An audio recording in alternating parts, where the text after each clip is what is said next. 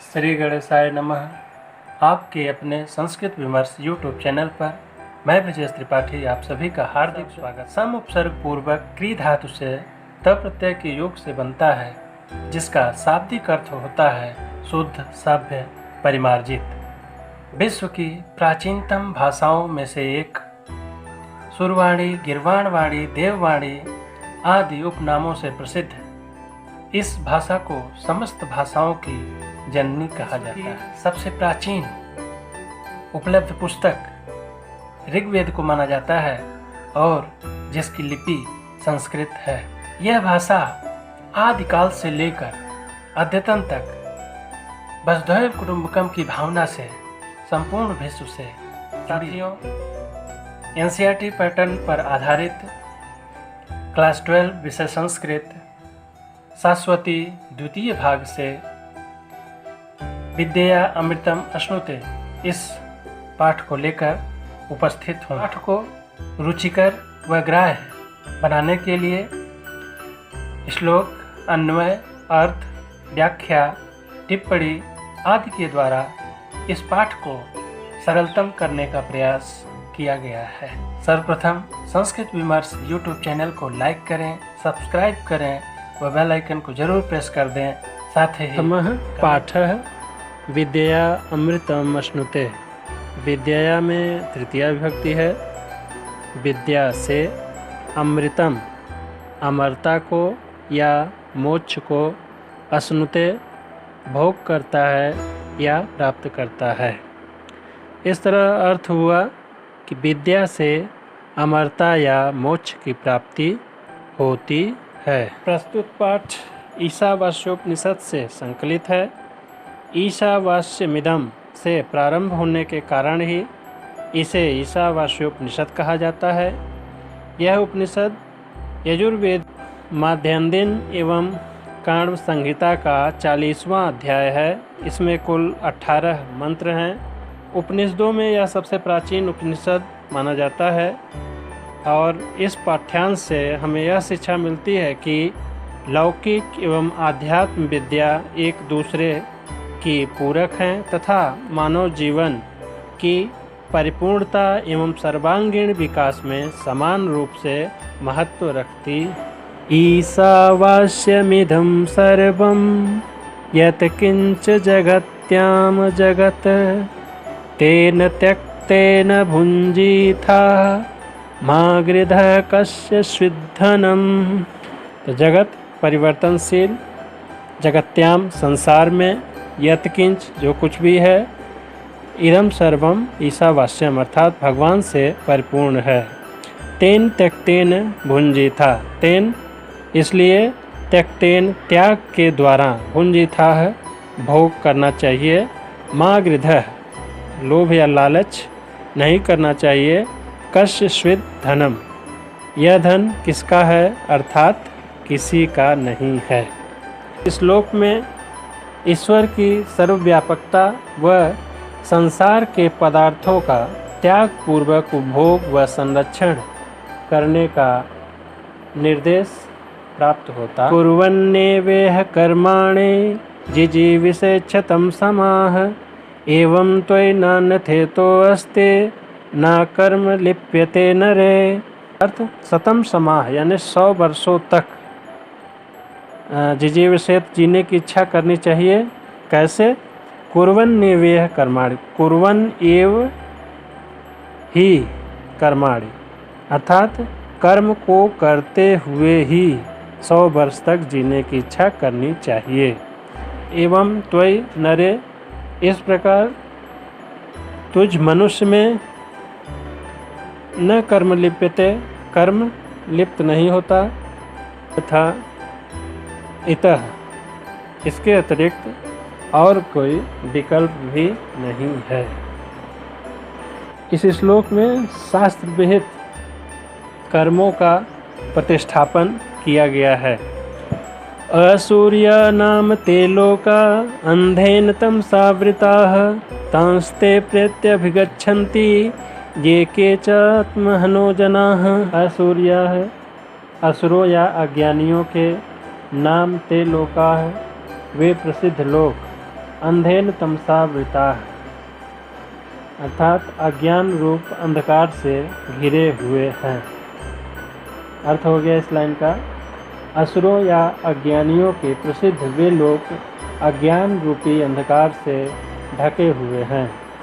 ये के च आत्मनो जनाः, जो लोग अपने आत्मा का पतन करते हैं अर्थात आत्मघाती हैं, तांस ते प्रेत्य अभिगच्छन्ति, वे मरकर असुर लोक में ही जाते हैं।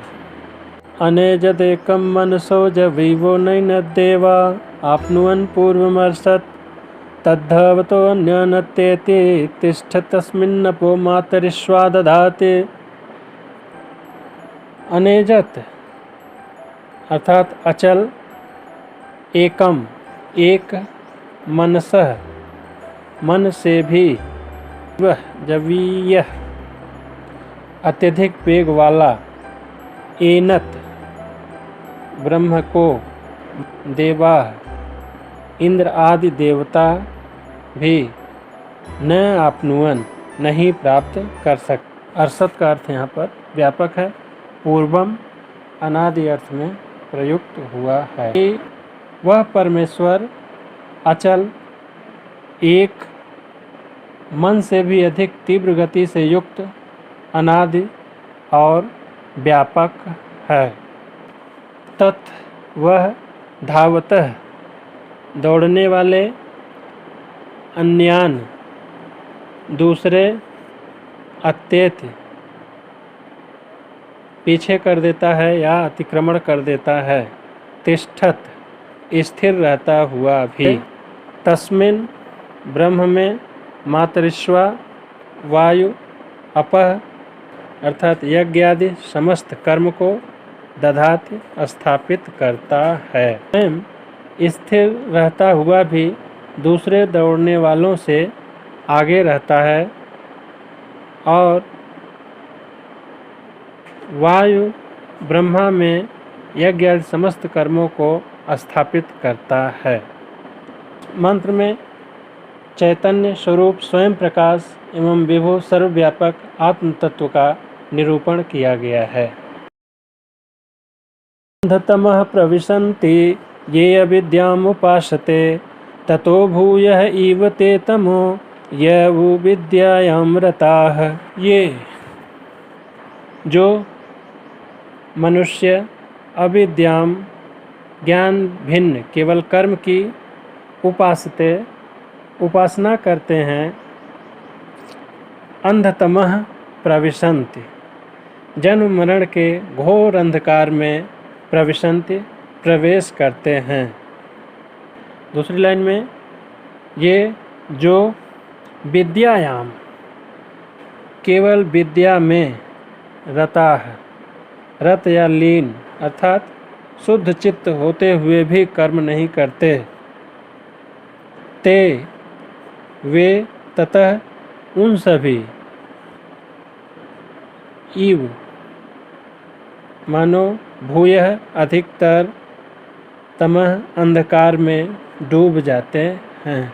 अर्थात जो लोग केवल विद्या में रत हैं अर्थात कर्म नहीं करते, केवल विद्या में मत्त हैं या लौलीन हैं, वह उनसे भी अधिकतम अंधकार में डूब जाते हैं। इसमें अविद्या व्यवहारिक ज्ञान व विद्या अर्थात आध्यात्मिक ज्ञान का समुच्चय बताया गया है। देवाहुर्विद्यया अन्यदाहुरविद्यया इति शुश्रुम धीराणाम ये नस्तद्विचक्षिरे।